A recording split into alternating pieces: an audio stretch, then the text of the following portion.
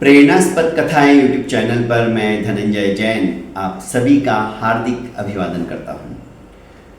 छोटी सी कहानी डीजे की जुबानी।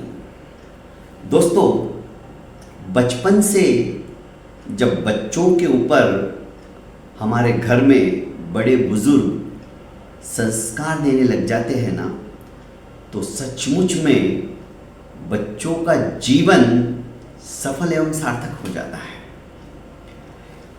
सत्य घटना आपको सुना रहा हूं। थोड़े दिन पहले ही सुरेश ने एक छोटी सी बात मुझे बताई फोन करके, उसी को कहानी का रूप देकर आपके सामने प्रस्तुत करने की कोशिश करता हूं। सुरेश ने अपनी मां से कहा कि मां, मैं, सुषमा और डॉली, सुषमा उसकी पत्नी और डॉली उसकी 10 साल की छोटी सी गुड़िया, मां हम तीनों मॉल में जाकर आते हैं, तुम घर का ख्याल रखना।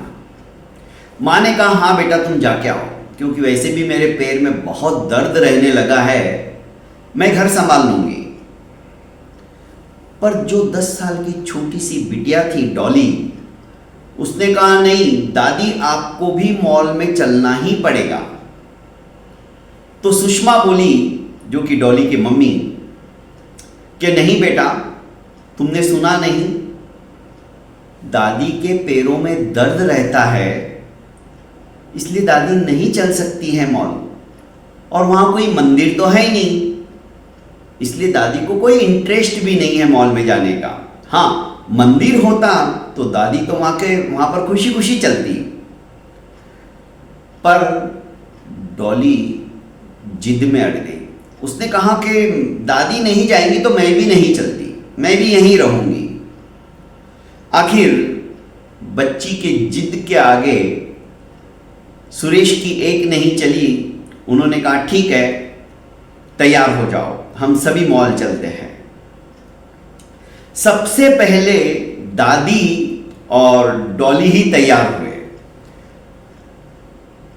जैसे ये दोनों तैयार हुए, डॉली अपनी दादी को बालकनी में लेकर आ गई।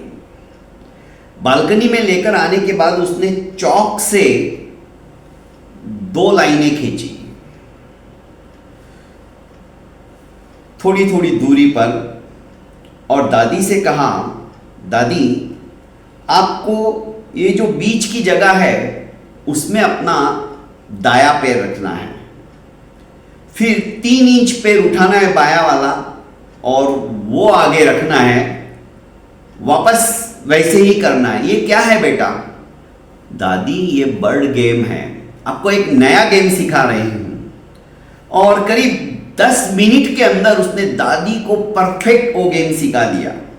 जो चौक से उसने 2 लकीरें खींची थी, उस बीच में दादी को पैर रखना था, दूसरा पैर उठाना था, फिर वापस रखना था, वापस पहला पैर उठाना था। इस तरह से उसने फटाफट बर्ड गेम का नाम लेके दादी को सिखा दिया। सब तैयार हो गए, गाड़ी में बैठे और गाड़ी मॉल में पहुंच गई। पर जैसे ही मॉल में सेकंड फ्लोर के ऊपर जाना था, अब सुरेश को और सुषमा को चिंता हो गई, क्योंकि एस्केलेटर पर चलने की दादी को आदत नहीं और गिरने का डर। अब सोचने लगे दादी के साथ में नीचे ही रहना पड़ेगा। पर उनकी ये सोच एक सेकंड के अंदर कपूर की तरह काफूर हो गई। डॉली ने कहा दादी अपने को बर्ड गेम यहां पे खेलना है। सुरेश और सुषमा देखते रह गए, ये बर्ड गेम क्या है। इस बीच फटाक से दादी ने एक पैर रखा, दूसरा पैर 3 इंच उठाया, दूसरी सीढ़ी पे रखा, जो कि एस्केलेटर के ऊपर वे लोग रुकने के बाद में दोनों पैर एक जगह रख के ऊपर आराम से चलने लगे। पर दादी तो सीढ़ियां चढ़ रही है डॉली के साथ में। ये देख के तो सुरेश हक्का बक्का हो गया। उसने सोचा कि मैं सोच रहा था अभी कि मां कैसे चढ़ेगी, पर ये तो सीढ़ियों पे तो ऐसे फर्राटे से चढ़ रही है। खैर उन्होंने मॉल के अंदर ही एक सुंदर सी मूवी देखी। मूवी के बीच एयर कंडीशन की ठंडक ज़्यादा थी, तो डॉली ने अपने बैग में से एक गरम शॉल निकाली और दादी के ऊपर ओढ़ा दी। दादी मुस्कुराई, क्योंकि डॉली पहले ही तैयारी करके आ चुकी थी वहां क्या क्या प्रॉब्लम आ सकते हैं और दादी को कैसे हम उस प्रॉब्लम से दूर रख सकते हैं। कहीं दादी बीमार ना हो जाए, बुढ़ापे में उन्हें ठंड ना लग जाए। सुरेश और सुषमा दोनों देख रहे थे अपनी बेटी के व्यवहार को। समय काफी हो चुका था। मॉल घूमने के बाद में भूख लगने लगी, तो मॉल में जो रेस्टोरेंट था वहां पर सुरेश के सामने जब मेनू कार्ड आया तो सुरेश ने कहा कि माँ आप क्या खाओगी, आपके लिए क्या मंगाऊं। फटाक से डॉली लपकी और उसने वो मेनू कार्ड लिया और दादी के सामने रखते हुए कहा कि दादी माँ आप पढ़ना जानती हो ना, आप अपनी मनपसंद की चीज का ऑर्डर कर दो। और दादी ने ऑर्डर कर दिया। जब मॉल से रवाना होने के पहले दादी वॉशरूम को गई तो सुरेश ने अपनी बेटी से पूछा कि डॉली,